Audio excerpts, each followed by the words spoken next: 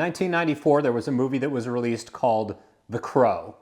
It was starring Brandon Lee, son of very famous martial artist Bruce Lee, and it was a great success at the box office. It was also mired in melancholy and sadness because Brandon Lee sadly passed away during the development of the film. He only had 3 days left of shooting. Unintentional pun. Let's talk about the inevitable 30-year later reboot that has no reason to exist.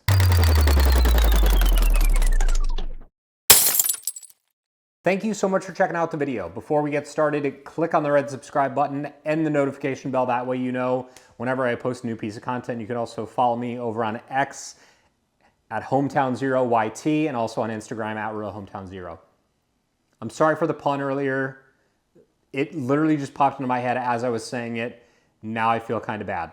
So when The Crow was released in 1994, they were near the end of filming the movie. They were in North Carolina, and there was an issue with the prop gun. They had loaded a dummy round into it. It had been like misfired by somebody that wasn't supposed to handle it. Basically, what was left in the barrel of the gun is what's called a squib load, which is like the bullet stuck in the barrel of the gun, and it wasn't checked. So somebody loads around into the revolver, I think it was a .44, and then when they shot it, they shot another dummy round. It ejected that squib into Brandon Lee's abdomen. He passed out, went unconscious.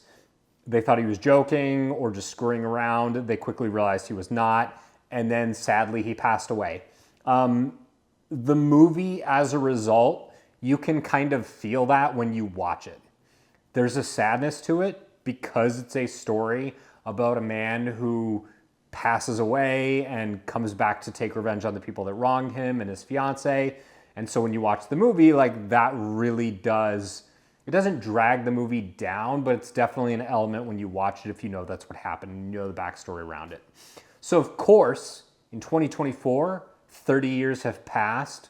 We're just gonna get a attempt at a Hollywood cash grab that has no real ties to the original and no real like emotional core to it. I feel like Rupert Sanders, the director, tried to like make what feels like the Crow version of John Wick, except none of it works. A couple problems. The acting is not very good. I like Bill Skarsgård. He was great in It. He was fantastic in Barbarian. He's overall a very good performer, good actor. He's just not very good in this. The entire time I was watching this movie, I felt like he was pretending to be Anakin in Attack of the Clones. If you watch this movie, you will know what I'm talking about. That image is now stuck in your head. I apologize for that on top of the pun from earlier in the intro. Now, what else sucks about this movie? I don't like this version of Eric. He's sad because his horse died when he was a kid, and I think his mom is a crackhead. And that's like all of his backstory in one scene. He has these like gnarly scars on his hands from when he was like trying to pull the barbed wire off the horse. And yet the scars like still haven't fully healed after all this time. They're still like lumpy and sticking out. It doesn't make any sense. The other performer, FKA Twigs, who plays his girlfriend, I guess you would call her his girl. She sucks. She's not a very good actress in this. I'm sorry. The music is pretty bad. And the story is just lame and unforgettable. This movie is like just shy, I think it's like an hour and 45, hour and 50 minutes, and yet it felt twice as long. That's never a good sign when your movie is long and also somehow manages to be boring. This story never really grabbed me.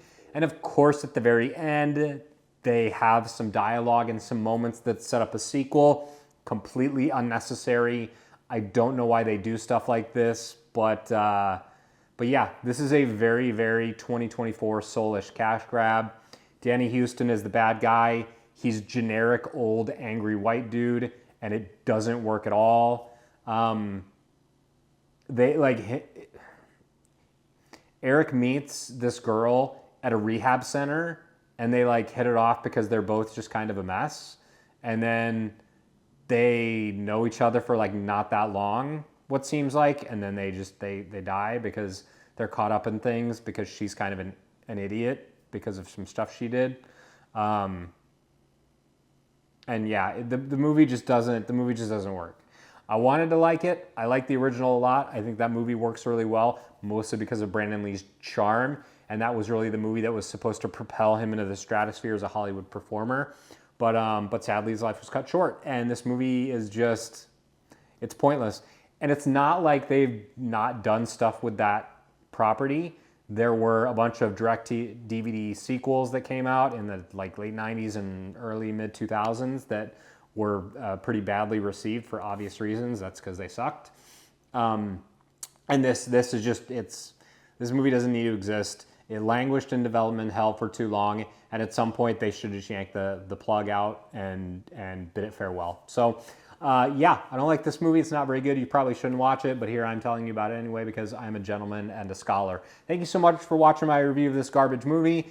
Follow me on my social media. Again, it's @RealHometownZero on Instagram, HometownZeroYT on X. You can also follow me on Rumble, and I'll see you next Wednesday at 9 a.m. same time.